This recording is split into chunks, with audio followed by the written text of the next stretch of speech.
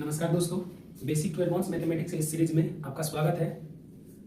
एक और बेहतरीन सवाल आपके लिए लेकर आया हूँ। पिछला सवाल के ही जैसा ये सवाल है। पिछले सवाल में जिस तरीके से आपने चीजों को फील किया था, सेम इस सवाल को अगर आप ध्यान से देख लेते हैं तो आपको जो है ना इस तरह के सवाल को करने का जो है आपको एक नजरिया मिल जाएगा। तो आइए सवाल पहले पढ़ते। सवाल क्या कहता है? सवाल कहता है सिद्ध कीजिए कि दो लगातार विषम संख्याओं का गुणनफल विषम होता है। इसका क्या मतलब है? इसका पहले मतलब समझ। जैसे मान लीजिए कोई भी दो विषम संख्या लीजिए, हमने एक लिया, दूसरा तीन लिया, तो गुणनफल क्या है? गुणनफल का मतलब गुना। तो एक गुना जब तीन किए तो तीन आए। देखिए ये भी हमारा विषम संख्या, ये भी हमारा विषम संख्या, और इन दोनों का जो गुणनफल है वो भी हमारा विषम संख्या। अगर हम एक संख्या 3 लेते हैं, दूसरा संख्या 5 लेते हैं, तो इन दोनों का जो गुणनफल है 15 है, वो भी हमारा विषम संख्या।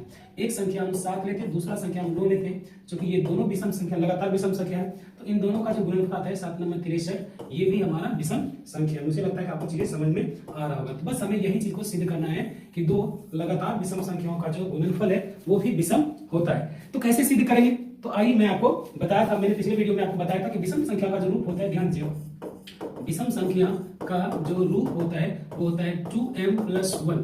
ठीक है, अगर हमने पहली विषम संख्या को 2m+1 माना, तो दूसरा जो हमारा विषम संख्या होगा, दूसरा विषम संख्या जो होगा वो हो जाएगा हमारा 2m+।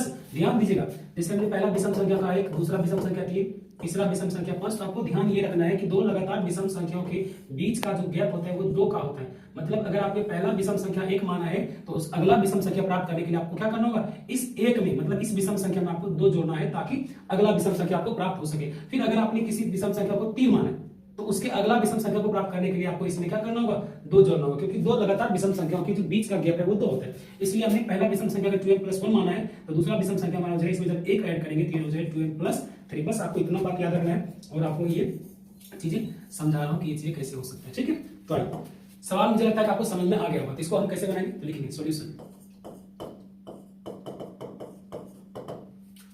दो लगातार विषम संख्या की बात करें तो पहले मानेंगे, माना पहला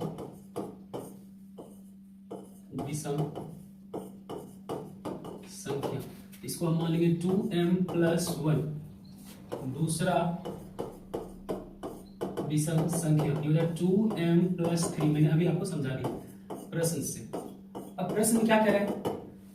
प्रश्न ये कह रहा है कि दो लगातार विषम संख्याओं का गुणनफल, मतलब इन दोनों को आपस में गुणा करना है। तो करते हैं 2m+1 इंटू 2m+3। तो जब इन दोनों को गुणा करेंगे, देखिए गुणा करने अगर आपको नहीं आता मैं आपको समझाता हूँ इधर पे। ध्यान दो, जैसे मान लीजिए लिखा है a+b इंटू c+d। ध्यान दीजिएगा, बीच में गुणा है, तो गुणा जब करेंगे तो सबसे पहले क्या करेंगे? इस a से इस c+d को गुणा करेंगे, मतलब a इंटू c+d। फिर इस प्लस b से गुणा करेंगे, किसको? इसी को, c+d को, प्लस b इंटू c+d। और जब इसको गुणा करेंगे तो हो जाएगा a Guna c ac plus a Guna d ad, इसका काम खत्म। फिर प्लस b गुना c bc प्लस b गुना d bd। ठीक है, इस तरीके से होता है। क्योंकि इसमें कोई चीज एक दूसरे से मिल नहीं रहा है, इसको यहीं पे छोड़ देंगे। अगर मिलता तो यहाँ पे हम कॉमन ले लेते। अगर आपको ये बात समझ में आ गया तो बस आपको यही चीज यहाँ पे गुणा करना है। तो 2m से पहले उसको गुणा करेंगे, हो जाए 2m इंटू 2m+3। ठीक है, अब +1 से गुणा करेंगे तो +1 इंटू 2m+3।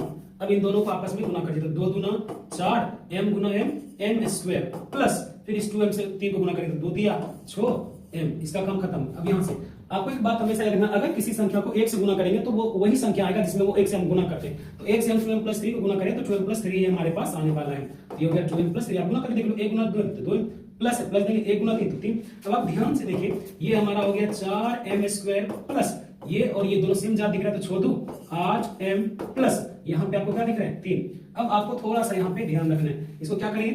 यहाँ पे 4m² प्लस 8m प्लस 3 को क्या हम 2 प्लस 1 लिख सकते हैं? तो बिल्कुल लिख सकते हैं। अब आपको कुछ नहीं करना है, अब आपको ध्यान ये रखना है कि विषम संख्या का जो रूप है वो इस प्रकार का होता है। बस हमें क्या करना है? इन तीनों में से 2 कॉमन ले लेना। तो 2 जब यहाँ से कॉमन लेते हैं, यहाँ बचा 2 दूना 4m² प्लस यहाँ बचा 2 चौके 8m, मतलब 4m बचा, प्लस यहाँ से 2 एकम 2। इसमें कुछ कॉमन नहीं आ रहा है तो प्लस का 1 कर देंगे। अब आप थोड़ा सा ध्यान से देखो, तो मैंने आपको जो विषम संख्या का रूप बताया था वो यही तो बताया था, 2m+1 4m+1 4m+3।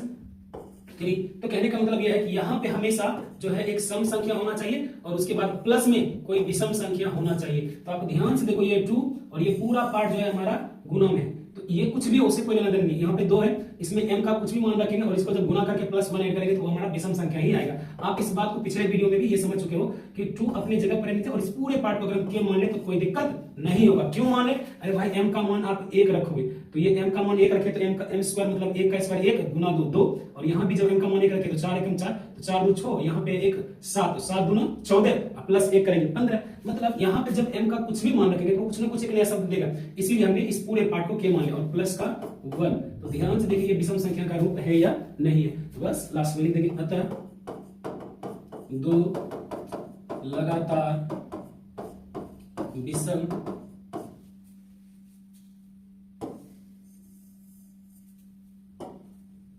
संख्याओं का गुणनफल विषम होता है। इस तरह के सवाल में अगर आपको परेशानी होता है तो आप इस वीडियो को, इससे पहले वाला जो वीडियो है उसको भी ध्यान से देखिए, क्योंकि कुछ कुछ चीजें वहां से लिया गया है। अगर आप उस वीडियो को ध्यान से देखेगा तो ये वीडियो आपको बहुत ज्यादा आसान लगेगा। और अगर आपको फिर भी आसान नहीं लग रहा है तो आपको प्रैक्टिस करने की जरूरत है मेरे भाई। देखिए सवाल, अगर आपको आसान सवाल करने में मजा आ रहा है तो आपका जो ब्रेन है ना, आपका जो दिमाग है वो उसी तरह का लेवल पे रह जाएगा। कभी भी आप चीजों को थोड़ा सा भी कठिन आएगा तो आपका दिमाग उस तरह का वर्क ही नहीं करेगा और आप जो है उसे माथा पकड़ के बैठ जाओगे या उस सवाल को छोड़ के आगे बढ़ जाओगे। और आपको पता है कि कंपटीशन हार्ड हो चुका है कि आपको सिंपल सवाल से काम चलने वाला नहीं है, आपको जो है थोड़ा सा डिफिकल्ट टाइप का सवाल को करना ही पड़ेगा। तो आप इस सवाल, इससे पहले वाला सवाल को अगर नहीं देखे तो देख लीजिए, फिर अगर आपको वो सवाल देख लेते हैं तो ये सवाल आपको करना बहुत ही आसान लगेगा। ठीक है, और मिलते हैं इसी तरह के और बेहतरीन सवाल के साथ। धन्यवाद।